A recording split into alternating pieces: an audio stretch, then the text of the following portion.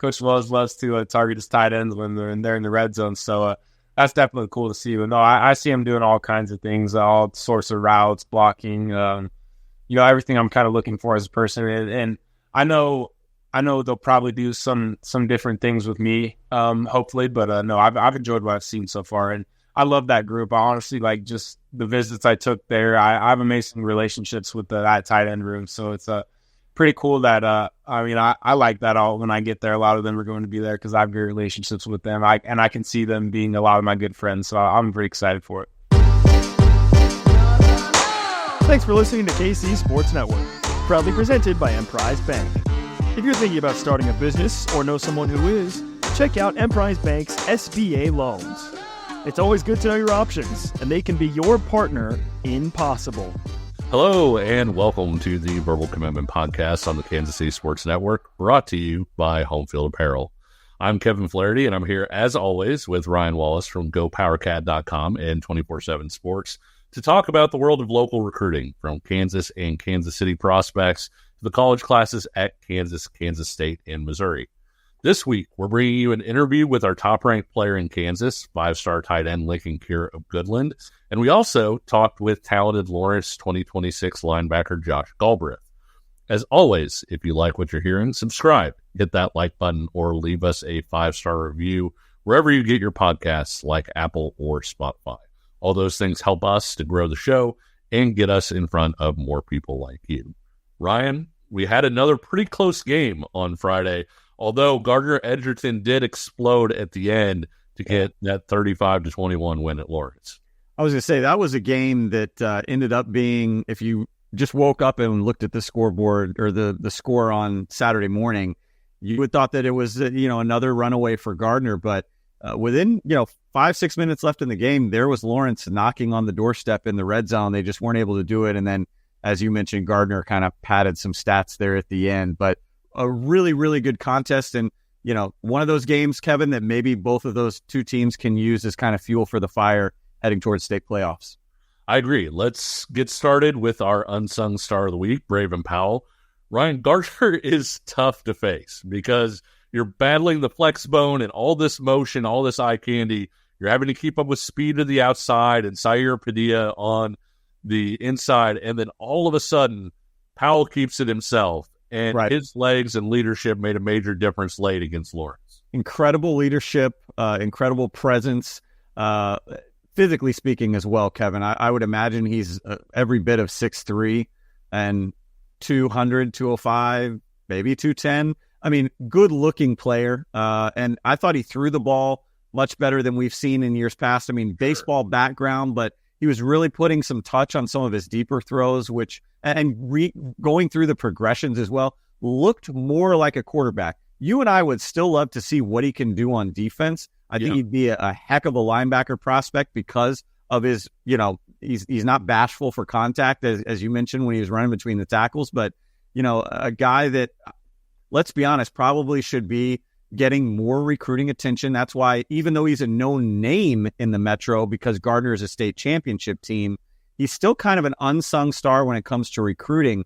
There's a lot to like about this kid. You mentioned, Kevin, and you might be able to go on top of this more than I can, but there's some like Patrick Mahomes to his rushing style. Yeah, it's interesting. One of the things people talk a lot about with Patrick Mahomes is how he's always just a little bit faster than the guy chasing him. And there were a couple carries I thought where he turned on the jets and you said, oh, that's pretty nice. But on a lot of them, he kind of expended his energy expeditiously, I guess you would say. Yeah. In terms of, just being a little bit faster than the guy chasing him. I'm glad he brought up the throwing stuff because I think what shows up on tape positively usually is this guy's got a strong arm. Like he can hum the ball in when he's trying to apply force. I think where things have gone wrong in the past have been some of the touch throws that you've talked about where he's trying to fit it into a space, trying to be a little more timing oriented. He did look a little bit better at that when we saw him. Of course, Lawrence has its own star quarterback in Tulsa commitment, Banks Bowen. And so far this year, Ryan, he's one of the most productive players, not just in the state, not just in the metro, if you include Lawrence stretching out, but in the entire country. So yeah, just tough-ass kid, man. I mean, really, took a beating, was under duress a lot, but made play after play after play.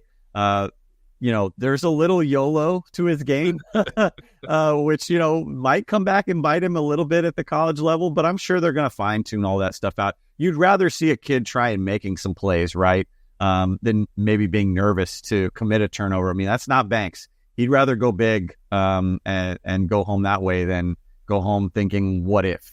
But yeah, I mean, Kevin, an amazing senior year that he's having. I think top number 2 in Kansas on the Metro in passing yards right now, and number 5, I think, in rushing as well. Just a tremendous player. And again, I think another one of those guys that you could flip over on defense if Clint Bowen wanted to. He could have his son kind of captaining the back half of that defense at safety if he wanted to. But Banks does enough on offense. You don't want to just run him ragged. For sure. And Lawrence has a pretty good player on the defensive side of the ball. He was maybe the headliner for us from a recruiting and evaluation standpoint in Galbreath. He was playing his first game, Ryan, in the middle. They said, hey, we kind of gave him this job on Tuesday, and then you get the flex bone on Friday with all the things that comes with. Tough team to figure out, obviously, for your first game playing in the middle. But we knew the athletic traits going in and how special he was in that category. I think we really wanted to see the physicality, the aggression. Was he going to play downhill? What did you think of him from those respects? Yeah, well, talking to him after the game, he was disappointed in his performance, disappointed in the loss, broken and beaten and battered physically. But in a way, it was a positive for me. We got to see him do some things that he doesn't normally do. He's usually kind of just see ball, get ball, pursuit, the speed, the length. Yeah. This allowed us to see maybe a little bit more fundamental side of him. Like you mentioned, a more physical side of him, staying between the tackles. And I thought fundamentally from a tackling standpoint, shedding tackles is still something he admitted he's still trying to get better at. But in terms of making the tackle, he's a guy that can absolutely stick at linebacker anywhere in the country. He's not just a kind of utility knife guy that you send in on a blitz on passing situations. He can be an every down defender no matter what conference we're talking about. Good basketball athlete, good baseball athlete, was out there wide receiver a little bit at times where they basically said, hey, you're tall and you can run, go be an athlete. And he's exciting in that regard, even though at the college level, I think everybody is going to see him in that linebacker role, that will role, potentially at like a place like a Kansas, a hawk role that's kind of that safety linebacker hybrid. Right. And so he's got a lot of potential there. Now, this week, Verbal Commitment will head to DeSoto to watch the Wildcats host Shawnee Heights. And Ryan, this one has its fair share of prospects. Let's start with DeSoto, where Iowa State commitment Charlie Wolleben is, I don't want to say underrated per se, but he maybe doesn't get the level of recruiting attention that you would expect for a guy with his frame and athleticism. Yeah, I mean, we've talked about him many times on this show already. Joseph Potts, his personal trainers, talked about him. Testing, off the charts for this kid. A lot of upside. And I'm excited to see him. But I'll tell you what, Kevin, I'm equally excited to see Jaden Lang, who's kind of a do-it-all guy on the offensive side of the ball for DeSoto. A 10-9, 100-meter dash type player. That's the type of speed we're talking about at 6 foot, 190 pounds. He's got 304 carries, 304 yards on the season as a rusher, 5 touchdowns, and then he's added another 3 touchdowns through the air, and he's only caught three passes. So the guy's been a scoring machine for DeSoto. I have not seen him. I've heard about him a lot from Coach King over there at DeSoto. Haven't seen him play. Really excited to see him do his thing for DeSoto on Friday night. Yeah, he's a guy that's clocked sort of in that 4 or 5 range at a couple of the combines that he's been at. And as a guy that I think, Ryan, has the frame to be 200-plus pounds, which is kind of what a lot of these college coaches are looking at. He's a really intriguing guy, even as a 2025. Yeah, as somebody that, as coaches get down their recruiting boards a little bit, they may look at that senior tape and say, this guy's got some juice. Well, and I was going to say, we'll see once we get to Friday. I don't want to place the pedestal too high, but the way he trajects in terms of, you talked about his physique, his speed, and those types of traits and athleticism, he's trending towards the type of PWO that we saw DJ Giddens become for K-State, where by the time DJ Giddens was a senior, he was a guy that everybody wanted. K-State got in there, and, it turns out very quickly you realize maybe he wasn't a PWO. Maybe a lot of people should have paid more attention to him, K-State included, from a scholarship standpoint. Jaden Lang has kind of followed a similar path. We'll see how that shakes out on Friday in front of our eyes. A guy who's younger but has already gotten a lot more recruiting attention. When we move over to Shawnee Heights, 6'3" wide receiver Tyron Parker, currently ranked as the number 9 player in Kansas for 2026. Ryan, big, fast, fun to watch.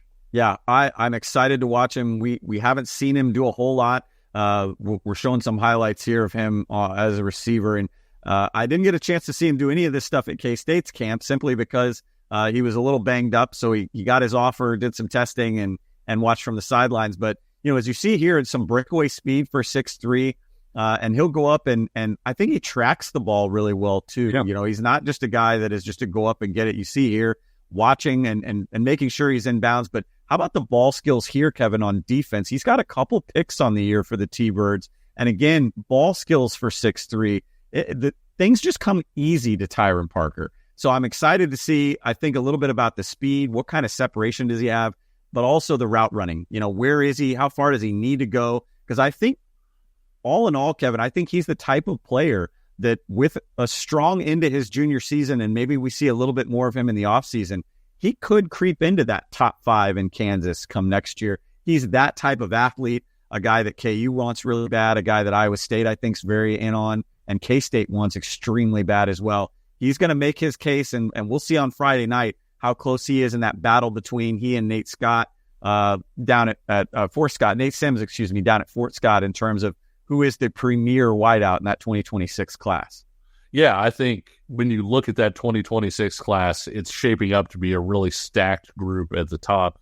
Tyron Parker's got as much potential as pretty much any of those guys. And Ryan, got a pretty good guy throwing him the ball, too. When you look at fellow 2026 quarterback Aiden Scott, what do you like about Aiden so far? Well, we knew that Tyron was going to have a good, kind of a breakout junior year, not just because he was getting older, but because he was going to have Aiden Scott at quarterback. Yeah. We knew that kind of going into the season, and it's lived up to the billing.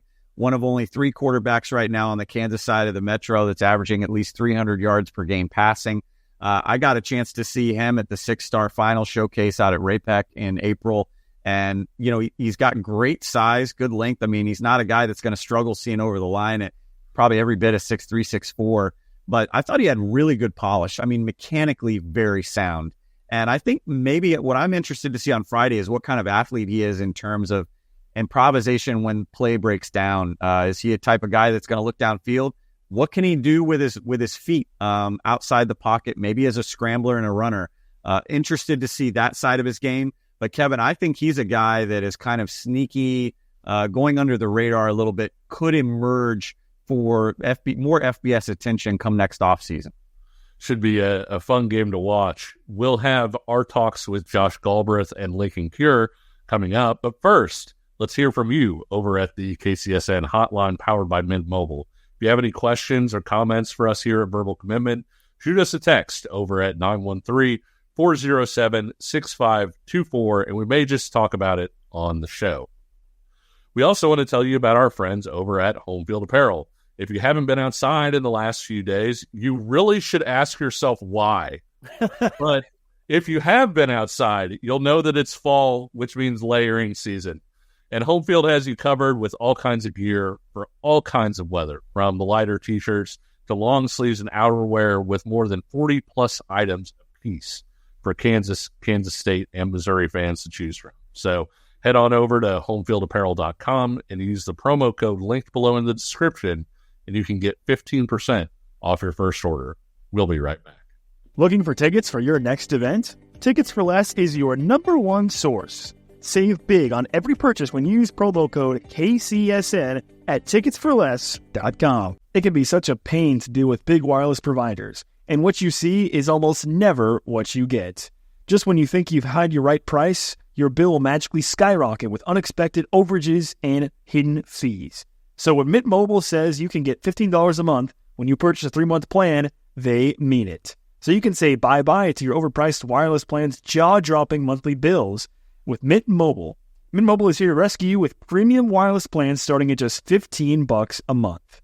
And if you're worried about using your own phone and keeping your phone number and your contacts, you can do all of that when you switch with Mint Mobile. So ditch overpriced wireless with Mint Mobile's deal and get 3 months of premium wireless service for just $15 a month. To get this new customer offer and your new 3-month premium wireless plan for just $15 a month, go to mintmobile.com/KCSNVC. That's mintmobile.com/KCSNVC. Cut your wireless bill to $15 a month at mintmobile.com/KCSNVC.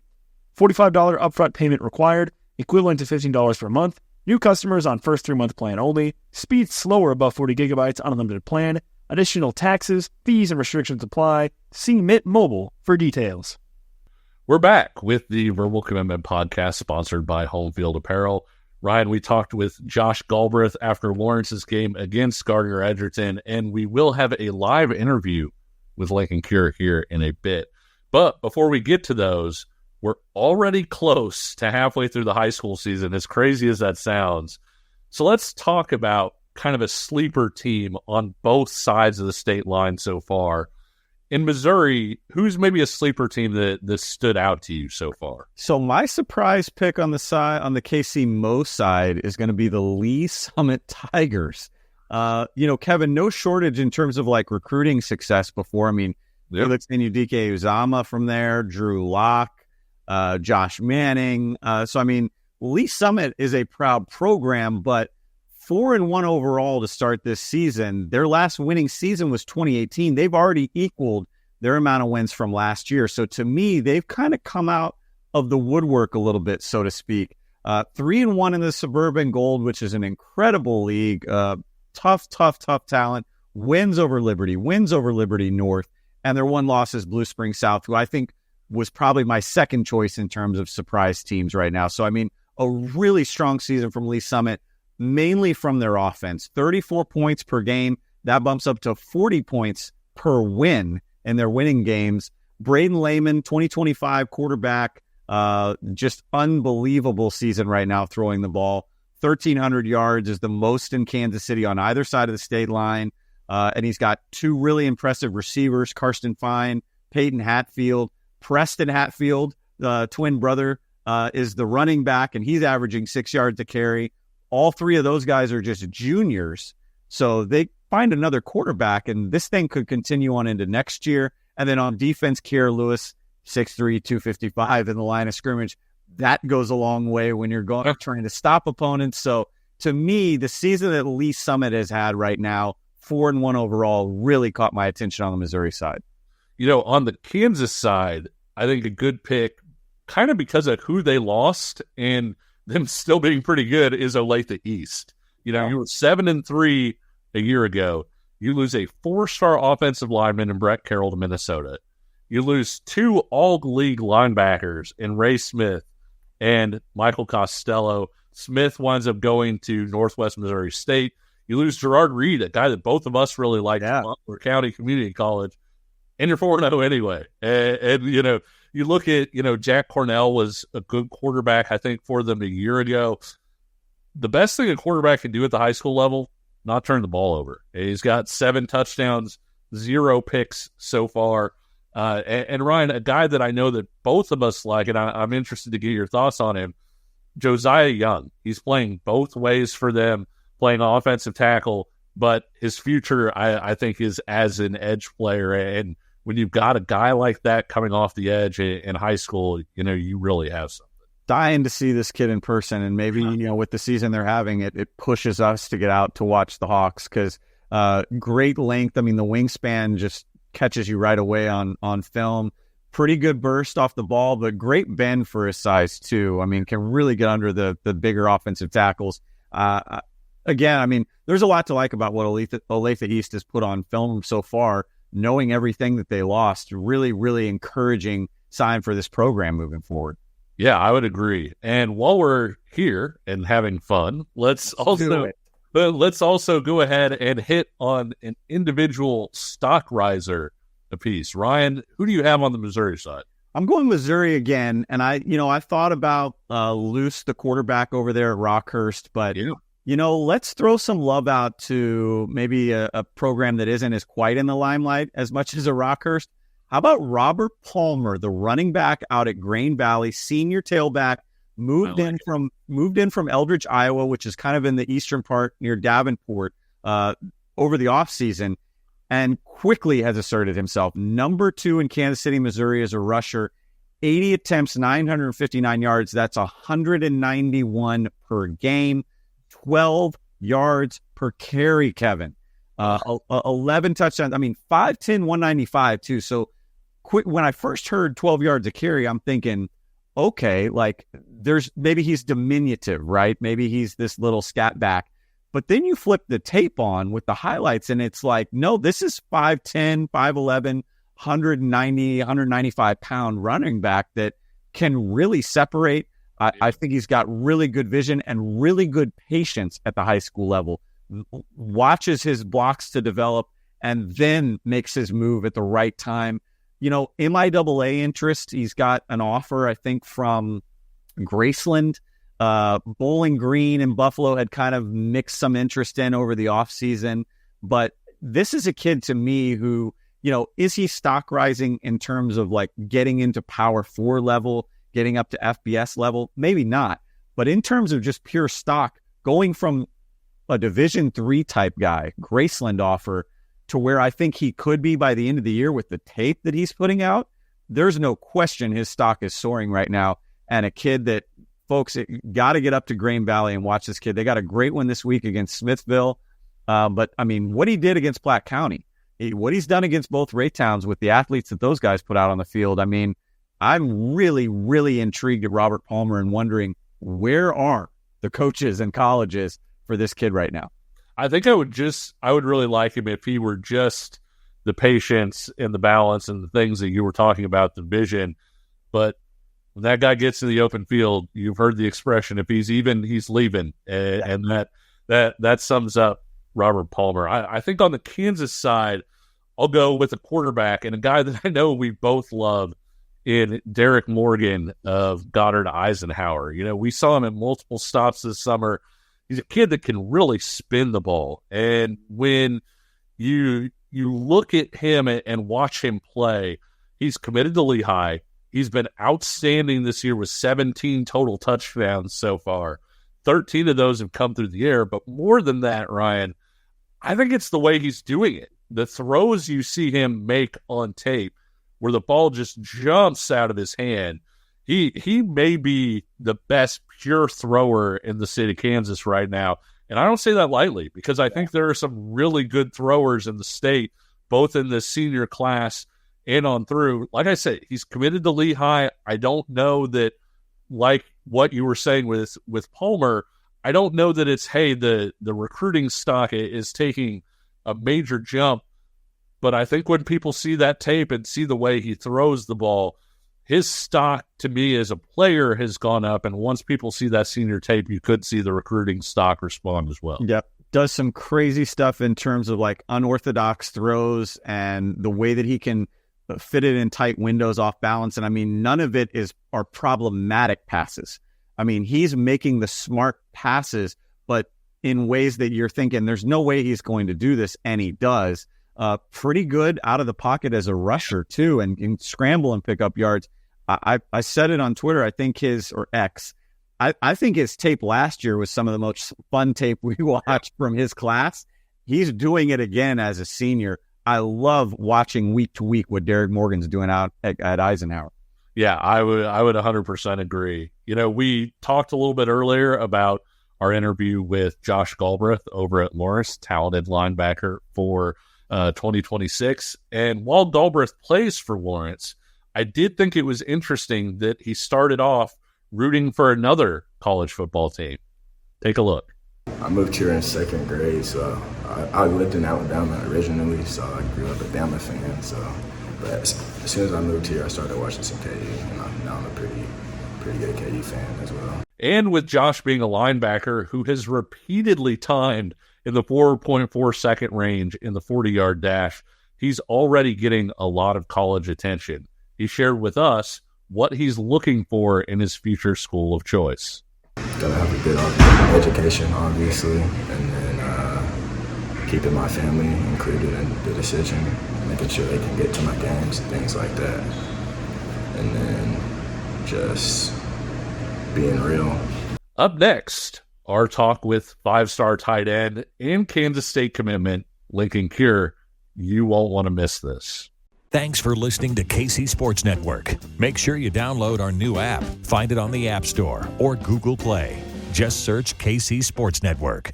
We're back once more with the Verbal Commitment Podcast, sponsored by Home Field Apparel, and we're here with Goodland athlete and Kansas State commitment, Linkon Cure. Linkon, welcome to the show. Yeah, thank you guys for having me. Linkon, we had a chance to see you in person last year, and Ryan kind of had a video that wound up getting you on You Got Mossed for a catch and run that you had. How has your life changed since that point? Completely. I kind of look back at it like I don't even really recognize myself back then. I mean, just like how much this process has like affected me. I mean, obviously affected me in a good way, but like it's it's kind of like changed my perspectives of things. You know, I've got to know a lot more people. I always look back and I laugh at like those Sports in Kansas interviews that I did early on before I had anything. I was like, yeah, like I'm awkward. I don't know what to say. Like this is terrible. But no, I've gotten a lot better at it. No, life it's been crazy since that moment. You know, this year you've got clips playing receiver, quarterback, defense, returning kicks. I'm pretty sure you're serving popcorn at halftime. Yeah. And oh, by the way, you had 9 catches, 225 yards, and 4 touchdowns against Burlington. All of that is to say, how's your senior year going? It's been great, especially as a team. You know, we have a large senior group. I think 13 or 14 seniors out. So that's always great to have a senior class that big with me throughout my 4 years of high school. So we've made a really great impact, especially as leaders, and you can tell that's trickled down to our team. And we return to right now. They're definitely those 2 other games can definitely won, but it's been going great so far. I can't complain. Everything's awesome. I was going to ask you, Linkon, you know, when you put out highlights kind of each week, it's fun to watch you as a receiver and see how you're developing in that regard. But I don't know, maybe I speak for Kevin and others as well. I get almost more excited to watch your defensive clips. Yeah. How fun is it for you to be able to go out on that side of the ball? And what do you feel like you're able to show on defense that maybe people don't get to see from you on offense? Yeah, it's a lot different. I mean, even when I go out there, I kind of got to adjust to it. I kind of be like, okay, I need to understand my size. I need to understand my force. I mean, I'd say it's pretty tough because, you know, that all that growing, I don't have the best knees. I mean, I got some growing pains, so it's pretty tough to get lower than those like 5'6" running backs that are just bulldozers. I mean, it's pretty tough to get down there. But no, I love defense, especially at safety. You know, it's cool because I'm tall. I can see everything. I can see if they hand it off or they're throwing it. I mean, I love being back there. I always watch some Brian Dawkins highlights or something before I go out there. So no, it's fun. But yeah, I definitely have some good hits here and there. But it's been great. Linkon, you wound up choosing K-State, you know, after going through the whole recruiting process. What was it about the Wildcats that stood out to you and made that the choice for you? Yeah, really everything about it, from the coaches to the players, the culture, facility, fans, area. I mean, there really wasn't anything that was holding me back from it. There was no cons that I saw. So, and I've explained that kind of, you know, I was really looking for the feeling that was right, and that's what I got with K-State. I knew I had to pull the trigger on that, and it's been great so far. I mean, I love it. Everything's been awesome. It was the right decision. I was going to say, you know, the show is called Verbal Commitment. You are a verbal commitment. Let's kind of put you on the spot, though, because I think that's what probably a lot of people are going to tune in for, is to hear where your verbal commitment stands right now, because obviously you haven't signed anything. There was a story out west from the Pacific side that kind of had some things to say about maybe Oregon still thinking that they're involved and being involved. Obviously, the photograph of you at Arrowhead Stadium, with a KU hat. We can get to that too. But for fans that are maybe interested in your current standing as a K-State commit, where does that stand? The way I kind of see it, I know I made the right decision. But as everybody knows, it's never wrong to make sure you're right, because you never know what could happen. Anything could go wrong at any point, and just making sure you made the right decision, it can never really go wrong. I mean, obviously that does, I can imagine as a fan, that's got to suck. You see me going other places and stuff like that, but no, just making sure it's the right decision. And I'm confident it is, but yeah, just making sure. Do you have any plans to go out and visit Oregon at this point, or what? Where does that stand? I haven't made any plans yet. I'm interested in it. I've got the go ahead from my parents that they'd probably be okay with it. So it's highly possible, but no plans yet. What does the K-State staff say about that? I'm just curious. I had a call with Coach LePac tonight, but I had to go to church, so I had to miss that call. So I bet that would have been a little bit of that conversation in there. But, Okay. kind of avoided it somehow. But no, they haven't said much about it, and I think they can tell. Just kind of my attitude around them, the way I feel about K-State when I'm there. They can kind of tell. That he belongs here. If he was anywhere else, it wouldn't really feel right. So I think they can tell. They're confident in me, and I'm confident in them. So I hope you're all right. I was going to ask you too, Linkon. Obviously with Kansas, one of the big reason you're there is obviously to support your brother Leighton, who has told me in the past, if he wasn't playing for KU in the Sunflower Showdown and he had some available weekends, he might be in Manhattan wearing a Power Cat. So that's just how tight I think obviously your family is and supporting you and he there together. But when it comes to Oregon, I'll open it. Maybe it is Kansas A&M. I mean, how many teams would you say you're still, I don't want to say interested in, but kind of open to? I mean, is Oregon really the only one that you're even thinking about doing another visit to and kind of going that far and double checking yourself? Or are there other schools that you might also be kind of, again, double checking yourself on? Yeah, I'd say as of now, probably Oregon would be most likely. Too. Texas A&M, I haven't had really I've been in contact with Coach Ellsworth, tight ends coach, but not much from Coach Klein, which is understandable. He's got things going on. I can imagine how hard SEC ball is. That's a different thing down there that he's got to handle. But yeah, I haven't been in a crazy amount of contact with them, so kind of faded away from that. And then yeah, I'd just say Oregon probably. Okay, well, you wound up going to Arrowhead, getting a chance to see Leighton. Everybody kind of remarked on the KU cap. First of all, where did you get the hat? And secondly, can you talk a little bit about what that experience was like getting to see Leighton play on that stage? Yeah, so originally I was just going to go to the game, go in the stands and watch, but I was like, I know I have amazing relationships with that KU coaching staff, so even my parents too. So I said, I think we should just make this a game day visit, and I can, because, obviously that still could be a possibility, but, just kind of getting to talk to them again in person, it's a whole different deal. I mean, I love Coach Leifold. I love Coach Grimes, relationships couldn't be any better with them. So, yeah, just kind of getting to do that, go through that whole thing. Saw like JJ Dunning in there and Ian Primer there. So, got to recruit them a little bit to K-State a little bit, but we'll keep that out. No, I'm just joking. No, when I got that hat when I was walking down to the sideline, it was pretty windy out, so I told my dad, I was like, I need a hat, and I probably need something KU on, so bought the hat real quick, got a little stand, and then kept walking. So, yeah, I mean, it was amazing, honestly, to watch Slayton in that way, and especially be down there on the sideline to kind of holler at him a little bit. And he came over and said what's up to me and my dad. And that was a moment I'll remember forever.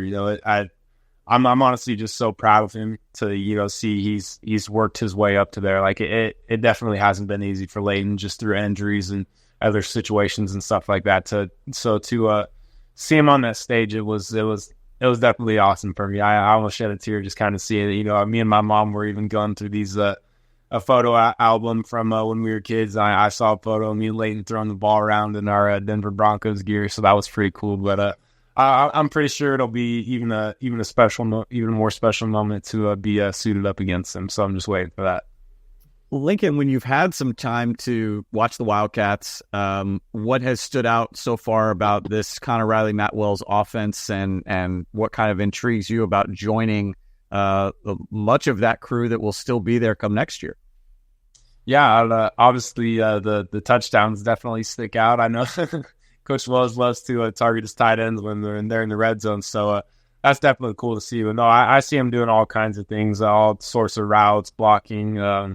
You know, everything I'm kind of looking for as a person. And I know they'll probably do some different things with me, hopefully. But no, I've enjoyed what I've seen so far. And I love that group. I honestly like just the visits I took there. I have amazing relationships with that tight end room. So it's pretty cool that, I like that all when I get there. A lot of them are going to be there because I have great relationships with them. I can see them being a lot of my good friends. So I'm pretty excited for it. One of the things that your dad had kind of talked about was he was really pleased that it seemed like a lot of your finalists were really genuine coaches, like personalities. You know, when you look at Coach Kleiman, Coach Lanning, you know, Coach Leipold, Coach Elko, and Coach Klein down at Texas A&M. How important was that for you? That it was, hey, I'm dealing with somebody who feels like they're on the level and they're a real person that I can have that relationship with.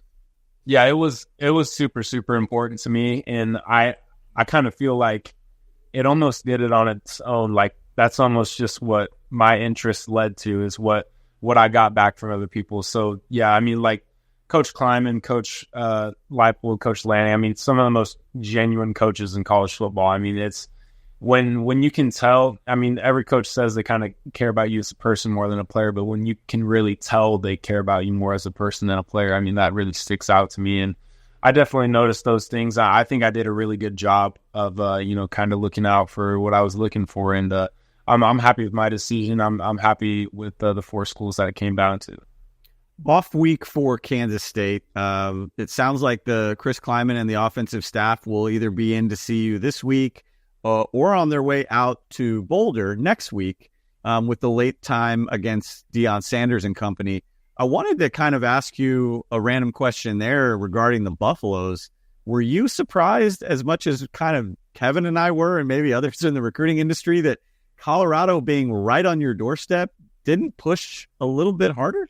Yeah, it was definitely it was weird. And I have pretty big Colorado fans in my family, so they were always asking me that question. I just kept saying I haven't heard anything, and that was the first camp I ever went to. That was before the K-State camp, I believe. Yeah, so that May 31st. So right after I won that my first state championship in track, I went to that camp, and immediately I was really doing good. And I think I went up against, I know he was ranked in Colorado as, I think he was the number 1 tight end in Colorado. And I really showed up against him and even made him look bad in some spots. Some drills we had to go against each other, and I pancaked him one time. So I definitely did a really good job at Colorado. I got to even throw with the he used to be the quarterback commit. I believe he's from Indianapolis. I can't remember his name. But got to throw with him and never dropped the ball the whole camp. And after the camp, I remember one of the recruiters got my number, but no, never heard anything from them until I think it would have been sometime in the winter is when they offered. So it was definitely different. But I understand that Colorado kind of approaches it differently. I mean, I think we've seen that by now. So they're good record so far. I think it's working out for them. But no, it was different. But no, I'm happy with what I got. You brought up track, and you win a state title in the hurdles. You run 22, second 200-meter dash.